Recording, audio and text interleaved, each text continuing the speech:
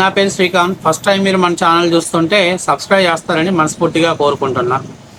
ఇక విషయంలోకి వెళ్తే మీ అందరికీ తెలుసు, ఒకప్పుడు సెంట అరసెంట మీకెందుకన్నా 2020 కల్లా పోలవరం ప్రాజెక్ట్ని కంప్లీట్ చేస్తాం అని అసెంబ్లీలో సాక్షిగా అప్పట్లో ఒక అద్భుతమైనటువంటి కామెడీ షో చేసినటువంటి మినిస్టర్. మామూలుగా సెంటా పర్సెంటా మినిస్టర్ అని అంటుంటాం. మామూలుగా మనోడు అరుపులు చూస్తే అసెంబ్లీ అంతా దద్దరిల్లిపోయింది, కానీ పనులు చూస్తే కనీసం అసెంబ్లీ గోడ కూడా దాకదు.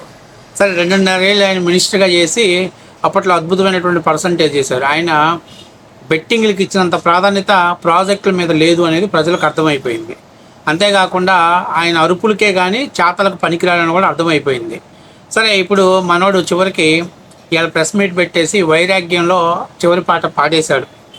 మేబీ 2029లో నేను పోటీలో ఉండకపోవచ్చు, పోటీ చేయకపోవచ్చు, పోటీలో ఉంటానో ఉండనో, ప్రజలు నన్ను గెలిపించవచ్చు, గెలిపించకపోవచ్చు. ఎందుకంటే మనోడికి పల్నాడులోకి పోయి అక్కడ బీసీ సామాజిక వర్గం బలంగా ఉంది కదా అని చెప్పేసి మన అనిల్ కుమార్ యాదవ్ని అక్కడ ఎంపీగా పోటీ చేపిస్తే అక్కడ ప్రజలు శ్రీకృష్ణదేవరాయలకి పట్టం కట్టారు. సో మనోడికి క్లియర్గా అర్థమైపోయింది, ఇక వైసీపీలో నా భవిష్యత్తు లేదు, ఒకవేళ టికెట్ ఇచ్చినా ప్రజలు నన్ను గెలిపించరు అని చెప్పేసి అర్థమైపోయింది. చూడండి, పాపం మనోడు ఆఖరి రాగం పాడేస్తున్నాడు, మామూలుగా లేదు. ఆఖరి రాగంలో కూడా ఏడుపులు ఏడుస్తున్నాడు. ఒకసారి మనోడు ఏం మాట్లాడుతున్నాడు చూసి ఆ తర్వాత దానికి మనం కౌంటర్ ఇద్దాం. నేను గర్వంగా కూడా చెప్తాను, ఎప్పుడు చెప్తాను, మళ్ళీ కూడా చెప్తున్నా. నేను 2 సార్లు ఎమ్మెల్యే ఇదే నెల్లూరు జిల్లాలో. ఎప్పుడు ఒక మంత్రిగా నేను మంత్రి అయ్యా. ఈ జిల్లాలో రేపు నేను ఎమ్మెల్యే అవ్వచ్చు, కాకపోవచ్చు, ఇంకా నా రాజకీయ ప్రస్థానం కూడా ఉండకపోవచ్చు కూడా అనుకున్నప్పటికీ కూడా ఈ జిల్లాలో నాకు ఒక పేజ్ ఉంది, నాకు ఒక చరిత్ర ఉంది. అది ఇచ్చింది జగన్మోహన్ రెడ్డి గారు. అనిల్ అనే సోకాల్డ్ వ్యక్తి, ఎవరు అన్న తెలియని వ్యక్తిని ఈరోజు రాష్ట్ర వ్యాప్తంగా పలానా అనిల్ కుమార్ యాదవ్, మీరు చెప్పినట్టు ఒక ప్రముఖ వ్యక్తితో, ఒక 10 మందికి పరిచయం ఉన్న వ్యక్తి చేసిన వ్యక్తి జగన్మోహన్ రెడ్డి గారు. ఆ సంతోషం, ఆ తృప్తి నా జీవితంలో నాకు చాలు. ఆయన ఇవ్వకపోయినా నేనేం బాధపడేది లేదు, ఇచ్చినా హ్యాపీగా పోటీ చేసేది. కాబట్టి ఈ జిల్లాలో నాకు ఒక పేజు, నాకు ఒక హిస్టరీ ఇచ్చేసిన వ్యక్తి. ఇంతకన్నా మళ్ళీ ఇంక ఎంపీఓ మళ్ళీ ఎమ్మెల్యే అయినా రాకపోయినా నాకేం బాధ లేదు. అర్థమైందా? ఆ స్థాయి నాకు గౌరవించాడు. నాకు కాకపోతే ఇంకొక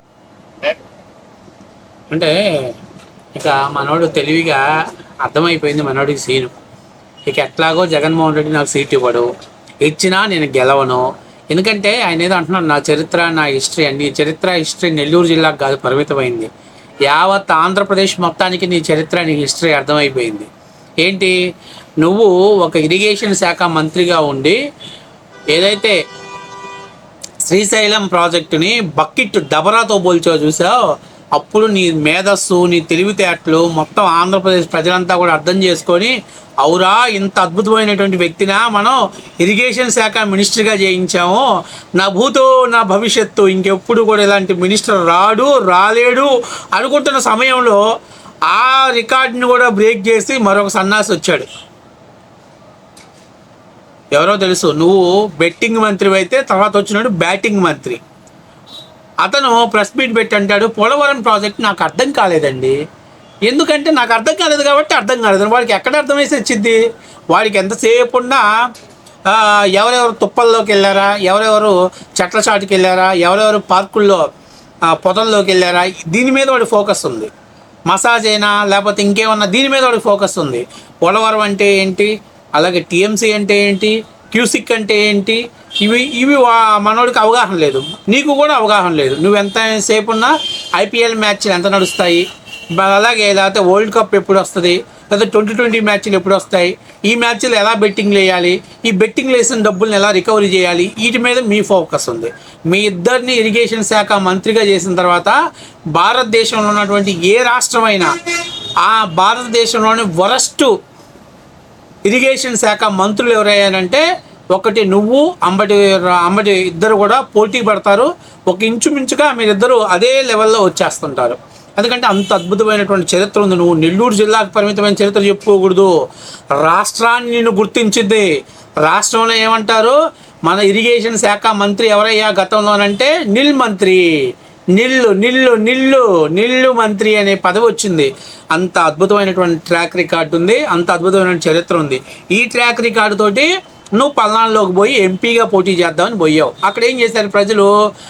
క్యాస్ట్ ఫీలింగ్ లేపావు, డబ్బు పంచావు, అన్నీ చేసావు. అయినా కూడా ప్రజలు అవతలకు పో, నీలాంటి వాడు అసలు ఈ పల్నాడు ప్రాంతంలో పనికిరాడు అని చెప్పేసి పక్కకి నెట్టేశారు.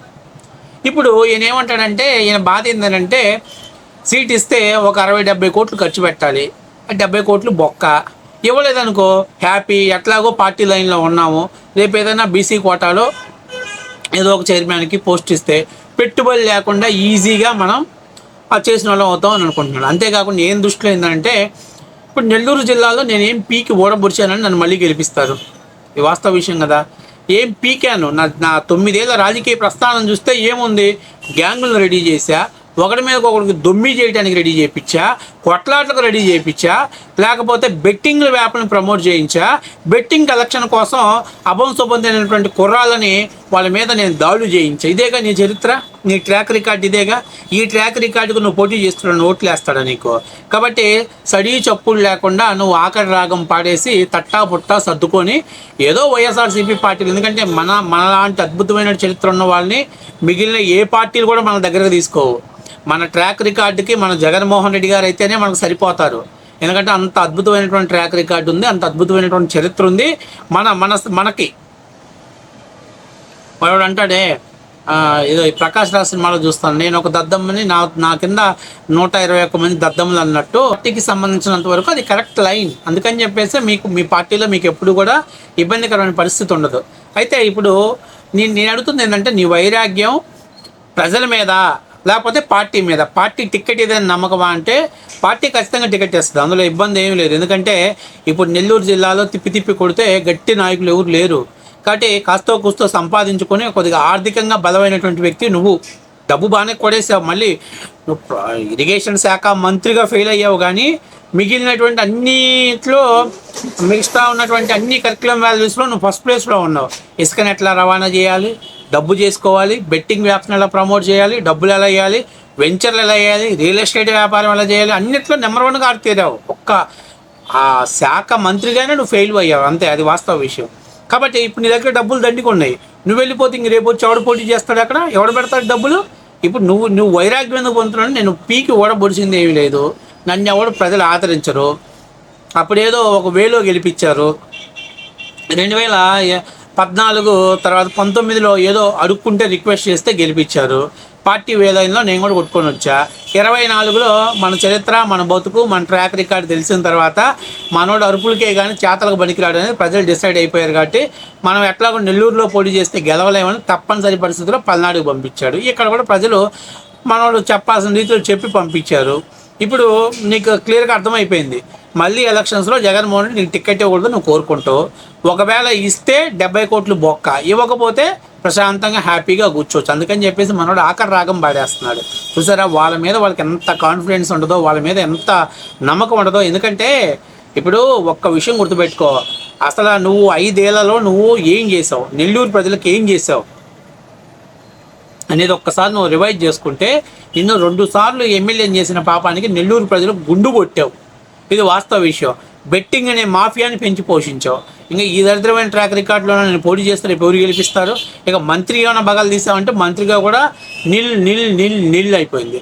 ఇక నీకు సీట్ ఇచ్చినా గెలిపించాలనేది నీకు అర్థమైంది. కాబట్టి నాకు సీటు వద్దు నిల్ అని చెప్పేసి ఈ యొక్క మాటలు మాట్లాడుతున్నాడు. ఆయన ఇంకో మాట మాట్లాడుతున్నాడు, అసలు నీకు బుర్రా దిమాక్ ఉందా లేదా? బీసీలకు రాజ్యాధికారం ఇచ్చిన పార్టీ తెలుగుదేశం పార్టీ. అసలు బీసీల పార్టీ తెలుగుదేశం పార్టీ. 5 ఏళ్లలో బీసీలు ఎంతమందిని తీసుకొచ్చాడు జగన్మోహన్ రెడ్డి? లెక్కబెట్టి ఏళ్ల మీద లెక్క పెట్టవచ్చు. పోనీ మీరు 5 ఏళ్లలో మీకు ఏదైతే నియోజకవర్గాలకి పార్లమెంట్కి అబ్జర్వర్లు వేశారు, ఎంతమందిని బీసీలు వేసాడు ఒకసారి చెక్ చేసుకో. అందరం చూస్తే అమర్నాథ్ రెడ్డి, చంద్రశేఖర్ రెడ్డి, మిథున్ రెడ్డి, లేకపోతే విజయసాయి రెడ్డి, లేకపోతే అవినాష్ రెడ్డి, పెద్దిరెడ్డి రామచంద్రారెడ్డి, ఆర్కే రోజా రెడ్డి, చెవిరెడ్డి భాస్కర్ రెడ్డి, అన్ని రెడ్లే. మీకు ఎవరికి ఇవ్వలా? మీ అందరికి తెలిసిన విషయమే. నువ్వు ఇక్కడికి వచ్చి బుస్సు కొట్టాల్సిన పనిలే. 5 ఏళ్లలో ఆయన బీసీలకు కొరకబెట్టింది ఏమి లేదు, అందరూ తెలిసిన విషయమే. కాబట్టి నీ డొప్పు నువ్వు కొట్టుకోవడమే. సో మొత్తం మీద రాజకీయ సన్యాసం తీసుకుంటావని ఆఖరి రాగం పాడేసావు అనమాట.